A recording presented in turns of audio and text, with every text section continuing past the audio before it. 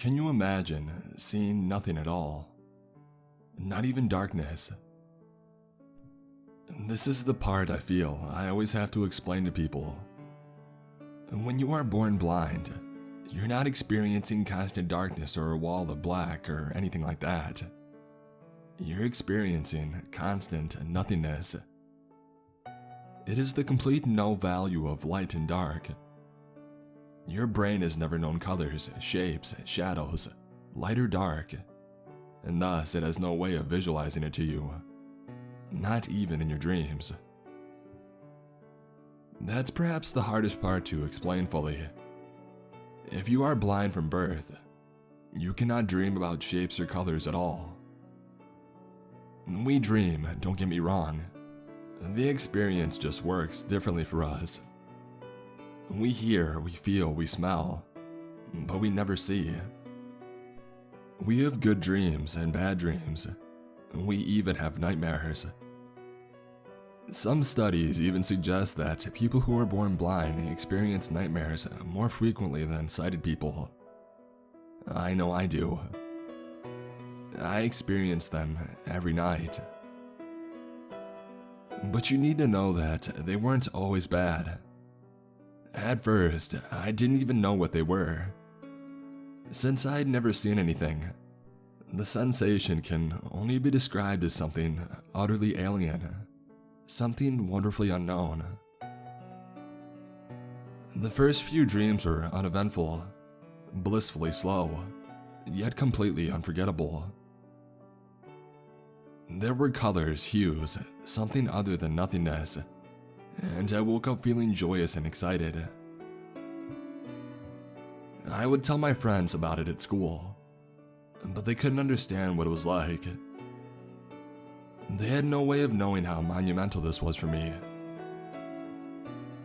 I was mainstreamed, meaning I didn't go to a special school for my visual impairment, so all of my friends were sighted people. People who dreamt vividly detailed visual nonsense every night. Sure, they could see that I was excited, and they feigned interest, even shared some theories, but I could sense that they weren't sincere. But they would be. The dreams continued with increasing intensity, and the colors growing more lucid, and the experience more fascinating for every passing night. It is difficult to explain, but it was like floating in a formless void surrounded by vibrantly pulsating hues and shades. The shapelessness of it impossible to fathom for any sighted individual, I would imagine. It was beautiful and terrifying, wonderful and unnerving, an endless array of juxtapositioned sensations. Maybe it was heaven, some glorious afterlife. Maybe I somehow glimpsed behind the curtain between the worlds. Or maybe it was something else. A pretty blanket covering something far more sinister. After a while, the dream changed, twisted and morphed into something else. The formless void shifted into surreal shapes, and the colors slowly faded and eventually became dull and wearisome. The repressed nothingness lingered like a harrowing specter in the periphery, its looming non-presence a stark reminder of all that could be taken away. These dreams were symbols of depression, somber and grim, and they gradually started affecting me even when awake. My friends would finally notice something was different. I retreated, became reclusive and introverted. I stopped talking, stopped laughing, stopped showing up at school. I would tell my parents that I was sick, but the truth was, I didn't even know what was going on. All I knew was that I had lost something. Lost some piece of me that made me, me. I couldn't feel anything anymore. Emotions surfaced only to be instantly sucked into a black hole of woe and gloom. It was insufferable. It was torment. It was the dreams. It had to be. This went on for a week or two. I was on the verge of a complete mental breakdown when everything suddenly changed again. One night, the colors were back. The shapes melted into a warm, formless void, and my dream self bathed in the comfortable glow of the wonderful nonsense of it. I became myself for a brief moment.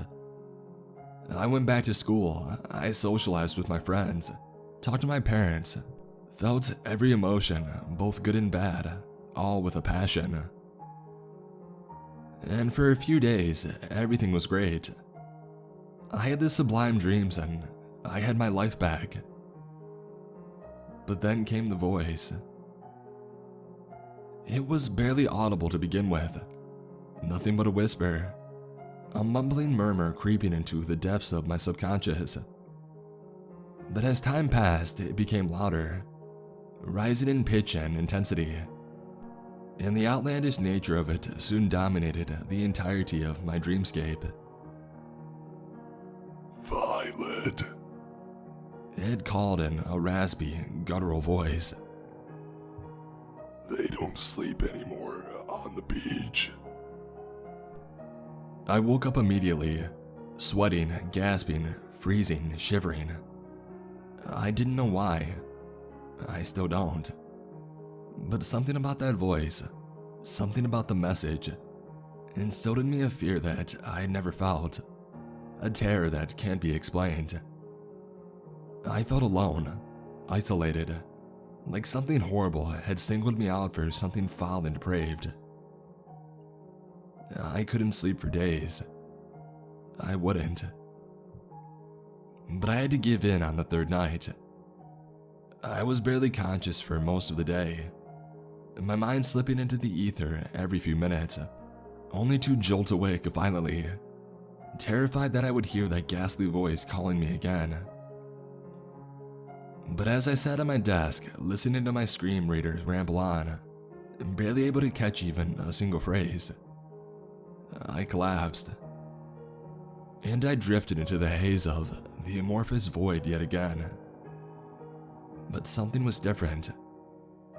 It was cold and monotonous, a bland, featureless dreamscape stripped of wonder and joy. Violet, the voice called. I still remember in my mind how things used to be. And then I saw it. The shape, the face, the man.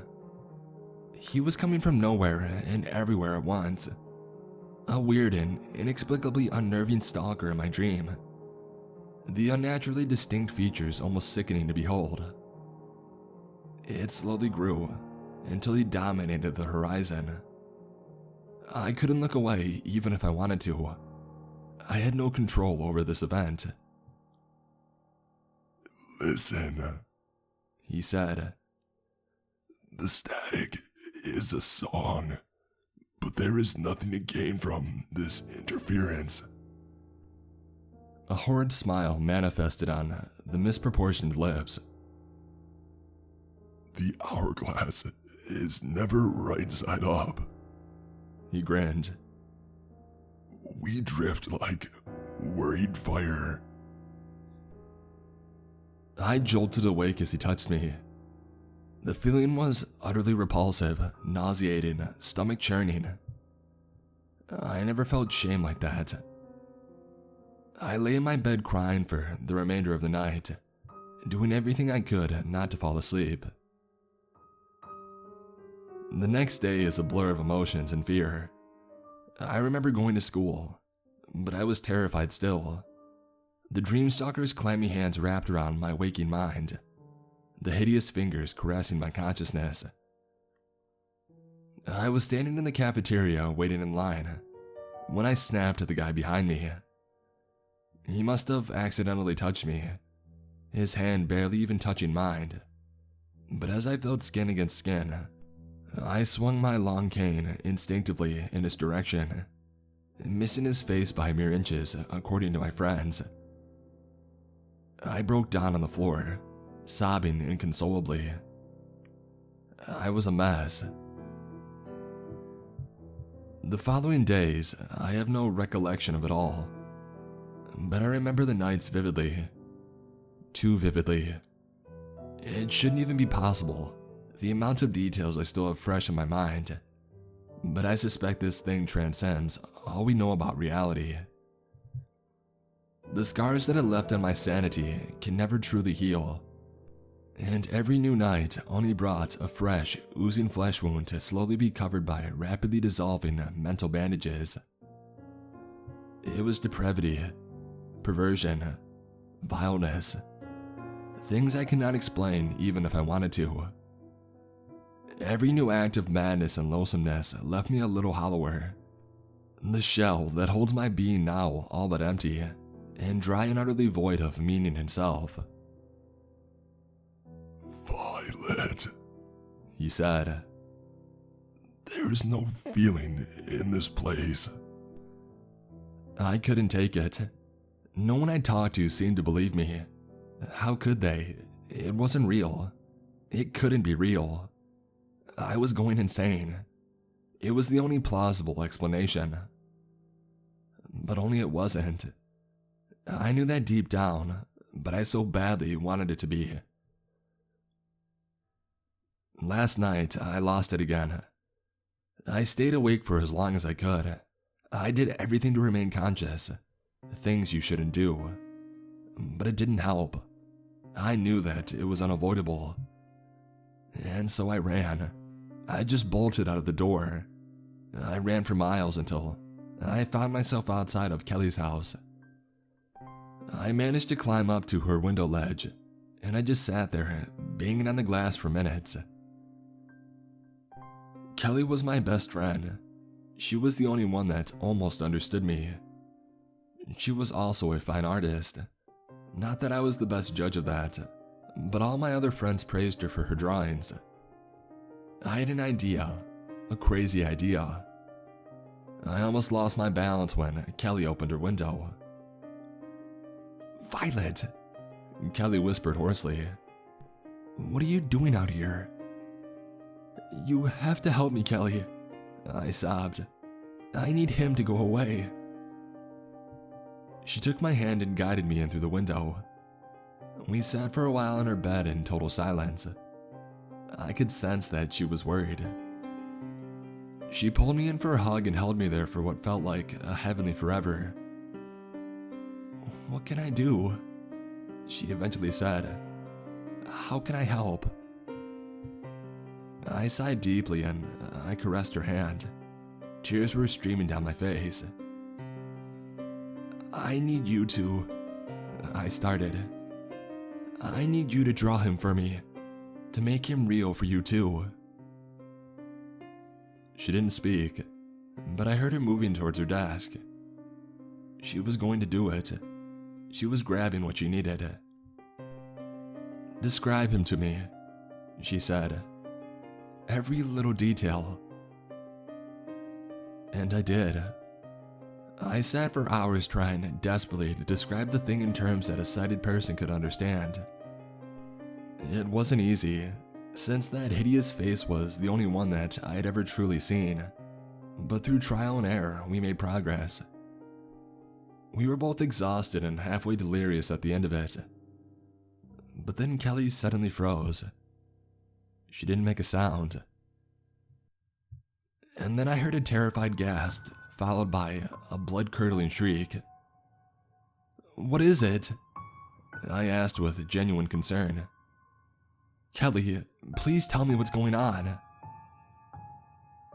I can't say for certain what Kelly looked like, but I can tell you that she was in a state of utter shock. I heard her hyperventilating uncontrollably, her muffled sobs desperate and terrifying. "It's him," she murmured through the sobs. "Who?" I cried. "Who is it?" "The man that you asked me to draw," she sniffed.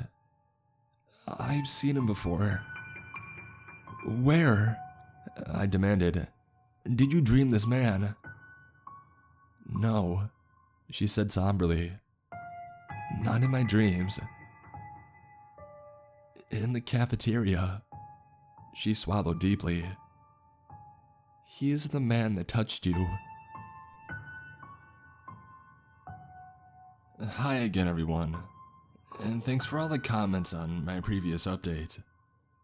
Kelly read them all to me while I was at the hospital, and I can't thank you enough for helping me get through this. Sure, there are some less than helpful comments too, and quite a few ignorant ones, but I get it, it's hard to believe. Trust me, I'm having troubles in that department myself. I think I can clear up most of the confusion now that I've had some time to digest it all. But with every question answered, a new one seems to appear. So before I go on, I would like to start by addressing some of the issues raised in the comments, just so that we're all on the same page here. First off, a blind person typing and reading isn't at all that strange. Technology isn't exclusively targeted at sighted people. There are literally countless ways for me to be writing and reading this right now. Text-to-speech, speech-to-text, screen reader, braille display and keyboard. The list goes on. Do you think my mom reads and posts to all my social media profiles? Please, I'm a teenager. Next, some of you questioned my ability to find my friend's house, and how on earth I, a clumsy helpless blind girl, could climb up to her window. Look, I don't mean to come off as snarky here, but I grow weary of people insinuating I can't do stuff on my own. I've walked that route thousands of times. I know every inch of the pavement, and even though it was reckless of me to run it, I have no doubt that I could do it again. And to end my rant, I've also climbed that window numerous times. I've known Kelly since kindergarten after all. The next couple of questions are quite intriguing. I'll deal with the one I think I can explain first. Some of you mentioned you recognized the things my dream stalker said as lyrics to songs. Kelly found the songs and read the lyrics for me, and I think you're right, they definitely are. There are but two conclusions. Either he speaks in some form of a weird lyric-based language, or more likely, I have heard the songs before. Since my brother listens to a lot of rock and metal, I guess that it is entirely possible that I've heard the words before, and that they somehow found their way to my subconscious and lingered there. Next up, and this caught me by surprise, the man, as some seem to call him, is a pretty well-known phenomenon. Some even claim that he's a hoax, but I guess you can understand why I struggle to accept that. Kelly lost her already unstable cool when she browsed all the weird sites about him, and went full-on hysterical when she found all the drawings and art of him. Apparently her drawing, thus my description, was fairly spot on. The realization that the man wasn't uniquely tied to me in my dreams raised more questions than it answered, however. Who is he? Why is he? How is he? I know the answers now, but I wish I hadn't. When Kelly told me the man in the drawing was the same man that had touched me in the cafeteria, I freaked out. I lost it. Kelly said that I stumbled out the window, lost my footing, and I fell to the ground below. It wasn't a long drop, but I was physically exhausted and I landed awkwardly, so I must have been knocked unconscious. Kelly's parents woke up from all the commotion, and they drove me to the hospital in a hurry. I don't remember anything from the time that I was unconscious. Can you believe it? Nothing at all. Just the sweet sensation of lost time. It was wonderful. According to the doctors, I was out for 72 hours. That's a long freaking nap. I woke up feeling dizzy and disoriented, surrounded by weird smells and sounds that I couldn't identify. My body felt bruised and sore and my head was aching something fierce. My mom was there and calmed me down when I started to freak out. She explained to me calmly what had happened, and that the doctors wanted to run some tests on me to figure out if they had missed anything. They couldn't understand why I had slept for so long. Apparently, it wasn't normal. Kelly came around a few hours later. My mom left us alone to catch up, and that's when we did all the browsing and research that I detailed above. She wasn't handling it very well. She said that she had dreamt about the man too. I calmed her down and I told her it was probably just her subconscious processing all the weird stuff that had happened. I'm not sure that I believed it myself, but I could tell from Kelly's hesitant, I guess, that she certainly didn't. It's weird. A week ago, I would have literally given anything for the dreams to stop. Now I was worried that I had somehow passed them to Kelly. That the man was some nightmarish dream parasite that jumped from host to host, slowly breaking down the psyche, turning the mind to mush, feeding on the liquefied dream sludge before moving on. Or maybe I was just crazy, and the impact in my head as I fell from the window somehow fixed what was broken. After Kelly left, I was alone with my thoughts for about an hour, before a doctor came in to check on me. He told me to call him Kevin, but I never did. To me, he was Dr. Creepy. He talked really slowly and there was something weird in the way that he pronounced certain words. "We really enjoy your company," he stated numerous times. He told me that the test came out fine and that I should be out of there in no time, probably in the morning. They just wanted to keep me overnight, just in case. They just wanted to watch me sleep. I don't know if it was Dr. Creepy, the man, or the fact that I had slept for 72 hours straight, but I didn't feel like sleeping at all. I lay awake for hours just listening intently to the nocturnal sounds of the hospital. As you might have guessed, I have pretty acute hearing. In the hospital, when the room was quiet, I could pick up sounds several wards down.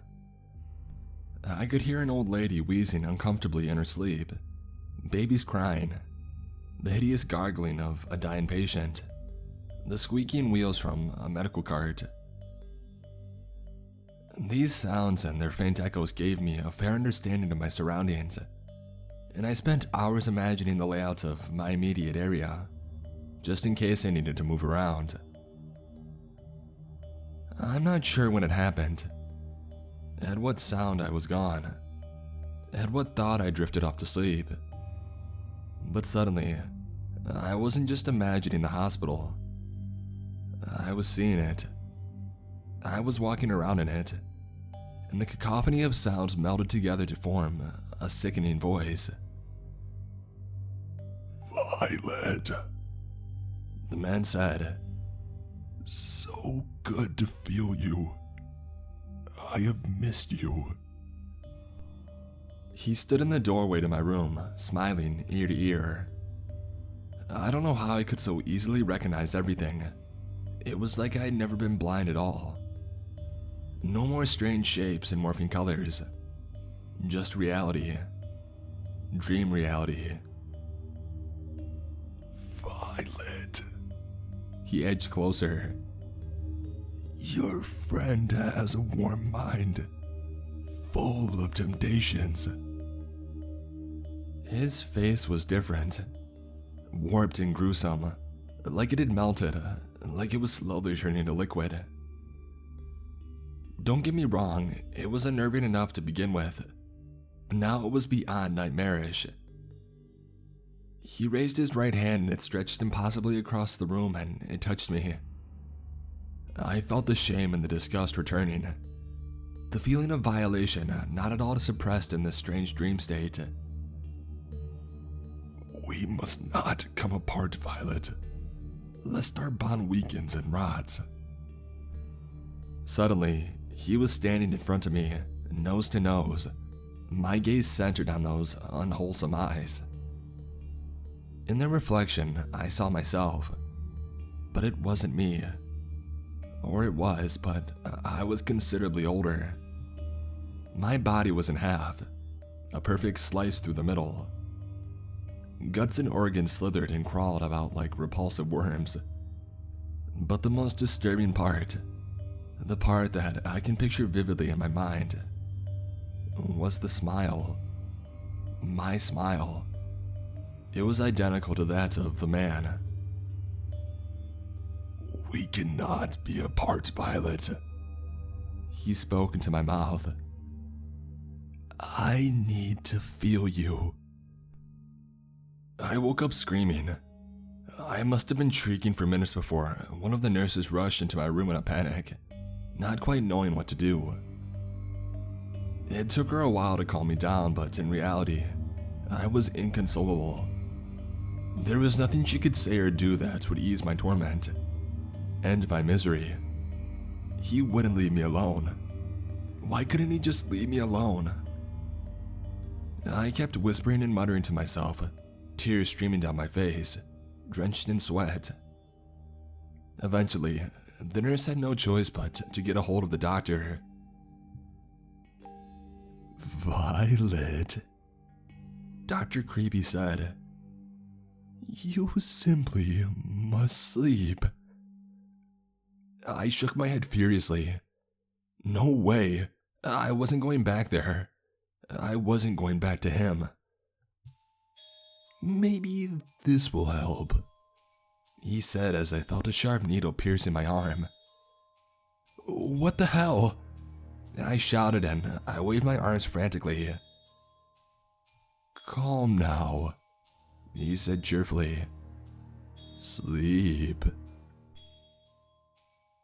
I don't know what he gave me, but in an instant I was gone. Like into the void, the black nothingness. I woke up the next morning thinking that I had just been sleeping for 5 minutes. I felt great. I felt that I had a chance. Some way to escape the disgusting grasp of the man. I asked the nurses what Dr. Creepy had given me. They couldn't really say, since none of them were there when he had administered the shot, but they promised that they would find out. Not good enough, I thought. I called Kelly right away. When we were researching, we had come across this one comment that said something about dream suppressants, like for PTSD and stuff. There were a bunch of drugs that could do this, but none of them were of the over-the-counter variety. But Kelly found something that could help. It was a drug often prescribed for migraines, and Kelly's mom had medication for her migraines. I asked her if she could maybe pocket me a few pills and bring them over, just to see if they did the trick. She promised that she would try. Dr. Creepy came in just before my mom arrived. He said in his extremely unwholesome way that I was free to leave. The tests all came back negative, and they couldn't find a single thing wrong with me. I just nodded and I sat in silence until he finally left. I really couldn't stand him. My mom packed up all my stuff and we headed home shortly after. I had told Kelly to meet after school, and I was itching to know if she had got a hold of the pills. If they weren't, it would mean that I beat him, at least for now, at least until I knew more about him. I told my mom that I needed some time alone, and I sat in my room researching just about every little detail I could remember from my dreams, when I suddenly heard a knock on my window. Kelly. I let her in and I just stood there anxiously, waiting for her to reveal whether or not she had gotten the pills. I got them, she said. I couldn't take many, but I have enough for a week maybe. I embraced her in a tight hug, and I felt my sanity slowly returning. I still had no idea if it would work, but at least I had some semblance of hope now, something that vaguely resembled a plan. We sat and just talked for hours, mostly about school and all the drama that I'd been missing out on. Normal teenager stuff. Oh, how I had missed it.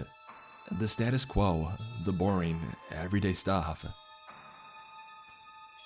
Eventually my mom came and broke us up. It was getting late and it was time for bed. Time to dream.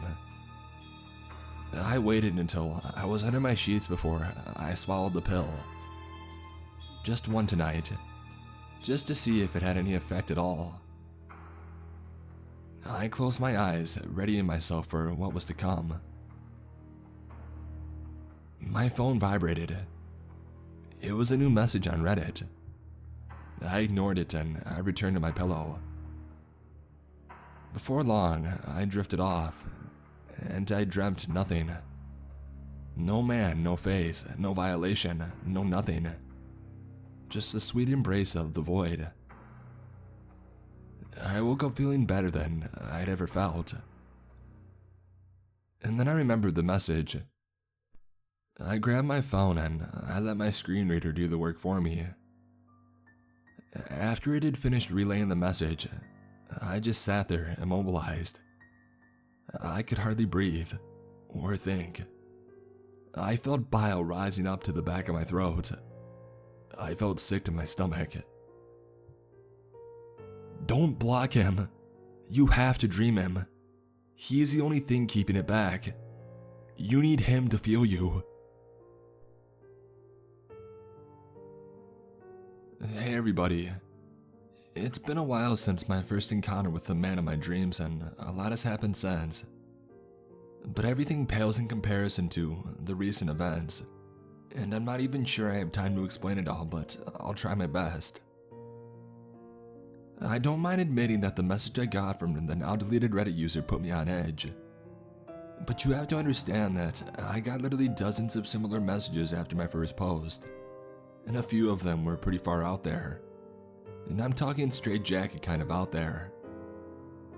So while I found the phrasing eerily specific, I just couldn't take it seriously. I guess a part of the reason was the relief that I felt. I was finally free. I finally had a way out. I went to school as normal. The strange message now a vague itch in the back of my mind. I was feeling great. I was feeling like I had my life back. For the first time in weeks, I felt like I was in control. A week went by without incident, and I was just starting to think everything was going to be just fine. A feeling of normality returned to me. The feeling wouldn't last. In fact, it started fading already when I stepped out of the door this morning. Now usually, I would either walk with Kelly or get a ride from Kelly's parents to school, but this morning, no one came. I must have stood in the driveway for at least 20 minutes before I finally just got tired of waiting, and I started walking by myself. It's not like I didn't know the way. I just wanted some company. I tried calling Kelly repeatedly, but she wasn't answering. Maybe they overslept or something. I mean, stuff like that does happen. Anyway, I arrived at school a few minutes late, and I couldn't remember what day it was. Thus, I wasn't completely sure what class I was supposed to be in.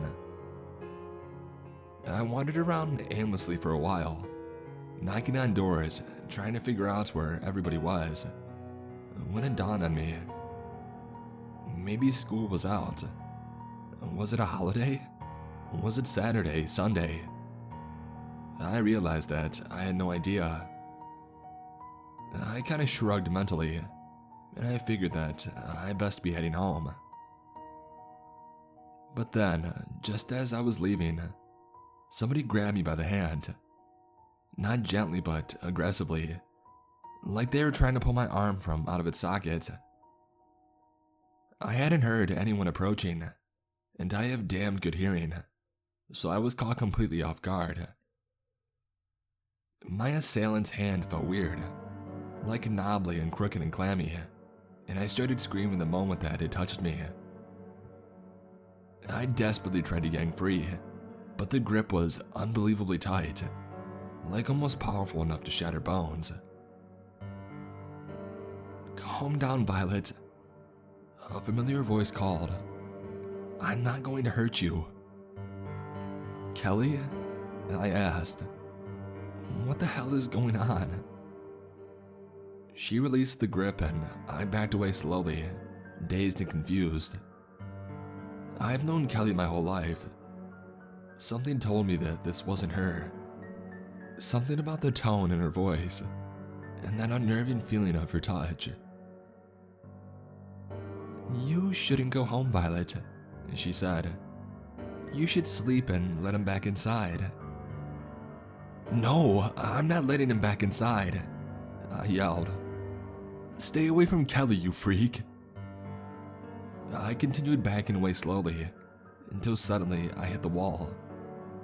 I had lost track of where I was, and I wasn't entirely sure in what direction the exit was anymore. I heard Kelly breathing weirdly, almost like she was gasping for air. She was edging closer to me, inch by inch. I guess she was trying to catch me off guard again, but not this time. I waited until she was close enough for me to lash out with my long cane, and I struck her with all my might. She didn't make a sound, but I could tell by the force of the impact that it had to hurt. I didn't stick around long enough to make sure though. The moment that the cane connected, I legged it down the hallway as fast as I could. After a minute or so of getting my bearings, I finally found the exit. I paid close attention to any noise behind me, but I didn't hear anything, so I felt rather certain that she had given up. But just as I opened the door, I felt her hand again. How the hell did she keep sneaking up on me? Just remember what I said, Violet. You have to let him in.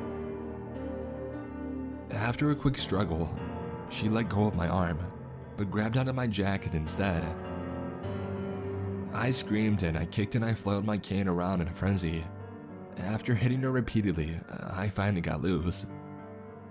I think I ran home on pure instinct. I can't remember ever using my cane. It was like I was being guided by something. I stumbled into the house gasping for breath, tears streaming down my face, feeling completely drained and exhausted. My mind felt bloated, like there was just too much going on up there, and I didn't even register that my parents were sitting in the living room. It was only when the third person spoke that I snapped back into reality. Violet, it's so good to see you, Dr. Creepy said. We've been waiting for you. I edged back instinctively. I really hated the way he spoke. It was a mixture of annoying and incredibly creepy. But that wasn't the only red flag. Why was he here? Why were they waiting for me? Violet, my mother said with a trembling voice. Please sit down. We need to talk. Yes, my father chimed in. Please, Violet, don't make this harder than it is. Don't make what harder than it is? I felt overcome with this weird sensation, like I was back in my horrible dream world, far away from reality, detached and unhinged. I didn't want to do it, but I felt that I needed to. I sat down, burying my face in my hands, sobbing inconsolably. Good, Dr. Creepy said. Let's get to it then. Get to what? I murmured. What is going on here? Dr. Creepy made a sound.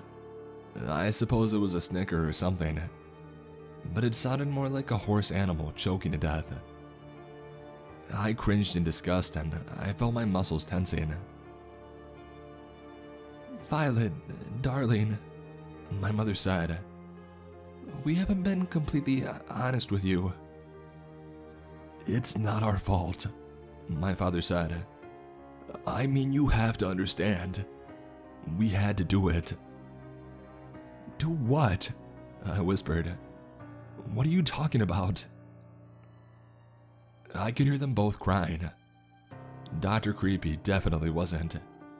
I could almost picture his smile, even though I had no way of actually doing that. It's the strangest thing, hearing your parents cry.